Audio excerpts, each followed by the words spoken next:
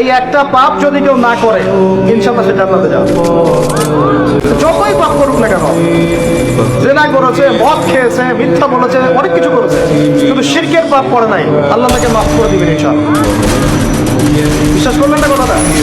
নবীজি বলেছেন এই উম্মতের যে কোনো ব্যক্তি যতই পাপ করুক না কেন আল্লাহ পাক সমস্ত পাপ মাফ করতে পারেন, কিন্তু শিরকের গুনাহ আল্লাহ পাক মাফ করতে পারেন। তওবা করে যদি মারা না যায় মাফ করবেন। একটা এক্সাম্পল দিয়ে বুঝাচ্ছি তাহলে ক্লিয়ার হয়ে যাবে। মনে করেন কেউ একজন জেনা করেছে, তওবা করার সুযোগ হয় নাই, মারা গেছে। এখন আল্লাহ পাক কিয়ামতের মাঠে এই জেনার পাপটা মাফ করে দিতে পারেন, যদিও সে তওবা করে নাই। আল্লাহ পাক এই পাপটাও মাফ করতে পারেন।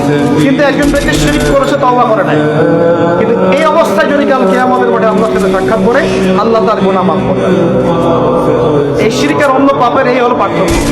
সবচেয়ে কোন বিষয়টা থেকে আমাদের বেঁচে থাকা উচিত ভাই? শিরক